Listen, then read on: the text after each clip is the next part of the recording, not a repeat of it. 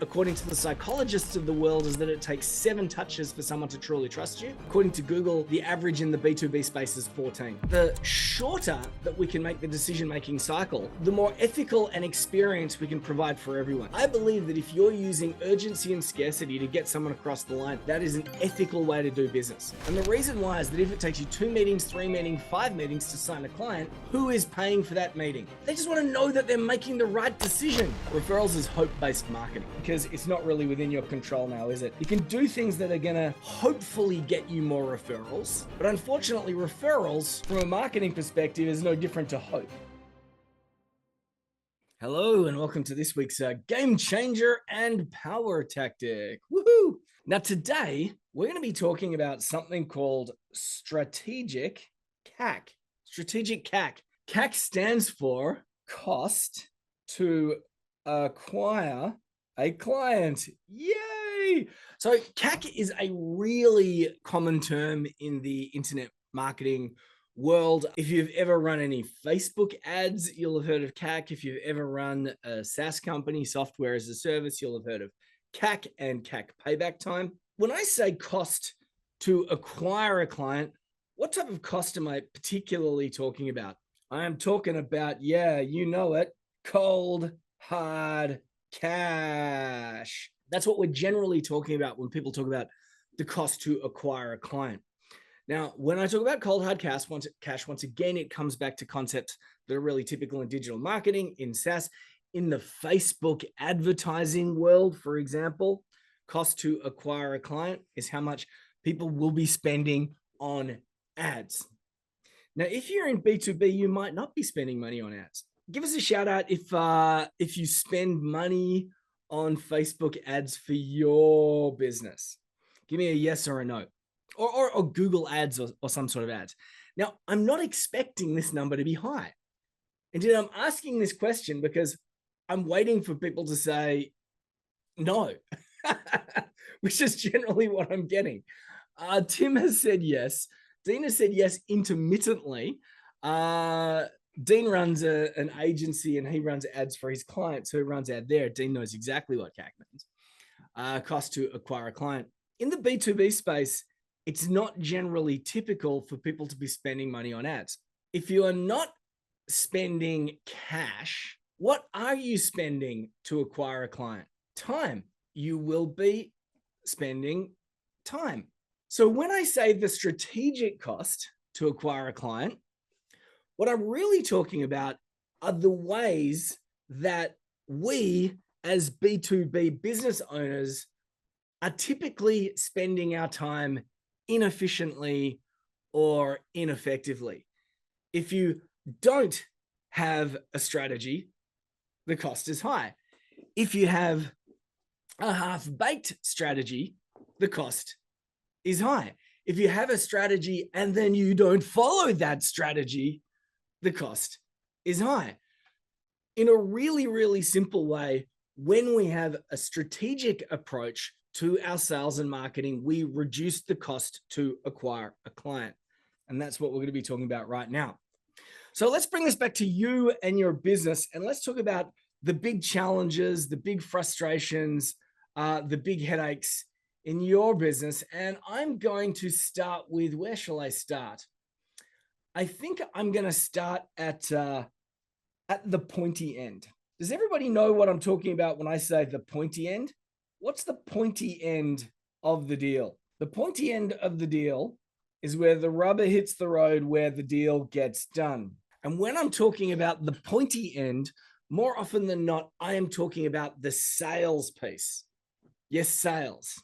What are some of the challenges that you face?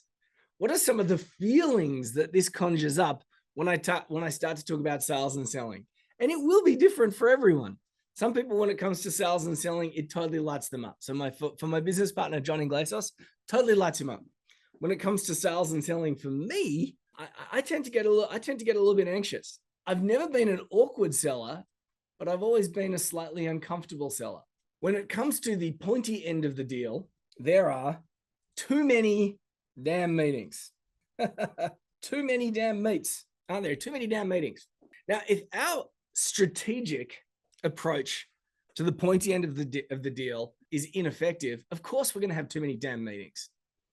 We're going to have 3, we're going to have 5, we're going to have 10 meetings to sign one client, when it should be as simple as one meeting, or maybe one meeting and a decision call, or maybe one meeting and then a meeting to meet the whole team and then a decision call, depending on the ticket price and the type of industry that you're in.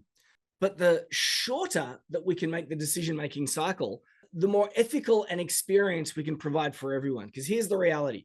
I believe that if you're using urgency and scarcity to get someone across the line, that is an ethical way to do business. And the reason why is that if it takes you 2 meetings, 3 meetings, 5 meetings to sign a client, who is paying for that meeting? I know that you're paying for the meeting because we're talking about time here, but somebody else is paying for it as well too. Now, another bit about the pointy end is the explaining and the re-explaining.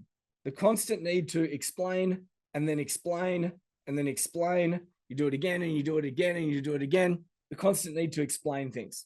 Why do we often find ourselves in a position where we're constantly needing to explain ourselves? And what is the typical next step when that happens? So the number one reason why we tend to find ourselves in a constant need to explain ourselves is that a lot of the time we're offering different things to different people, slightly different bespoke, custom programs and services, all that type of stuff, which means that every time we go in, we need to reinvent the wheel. And do you know what I really hate about this? Is that when I find myself needing to explain or re-explain because the person just doesn't get what I'm talking about, you know how the meeting ends. The meeting ends when they say, can you just send me a proposal? In the not so golden days, when I started sales for the first time, I would use that as an excuse. I would use that as an excuse to not force a decision on the call. I would say things like, oh, well, maybe I'll just go get you a proposal. Yeah, so if we can't explain ourselves, someone asks for a proposal or we offer to send them a proposal, that is a feet-dragging exercise. It's procrastination. It's delaying on everybody's part. And it sucks. I hate that. Now, what else about sales and selling do we not like about the pointy end of the deal? Someone just give me one thing that you don't like about sales or selling, or maybe you can throw down a word that summarizes your mindset when it comes to this stuff. Rejection. I love that word. Rejection. Yeah, rejection. I was going to use the word ickiness, but yeah, rejection, ickiness, ghosting, right? You know, when we meet with someone, we have a meeting, they say, hey, can you send me a proposal? And then instead of organizing the next meeting, you send the proposal and then you want to set up the next meeting and then they ghost you. All right. These are terrible, terrible, terrible things. Now, if we were trying to fix this or to flip this on its head, what might we need? What might we need if we want to flip this and turn this on its head? And what I'm going to do is I'm going to draw a circle on the screen here right now. I'm going to draw a circle. This is our brilliant future. To be the prize, says Andrew. Yep, that's something that we need. I'm going to put in something a little bit more functional, something that we can pull together and assemble on our own. Now, I can use words like codification. I can use words like strategic closing framework, right? That's what we need, a strategic closing framework. But I'm going to throw this down as something as simple as, I don't know, I'm going to use this as an example, a rate card. Now, a rate card is a codification of what it is that you do. When it does come to the pointy end of the deal, we have these 3 parts. You ready? We have before the call, we have during the call, and then we have after the call, don't we?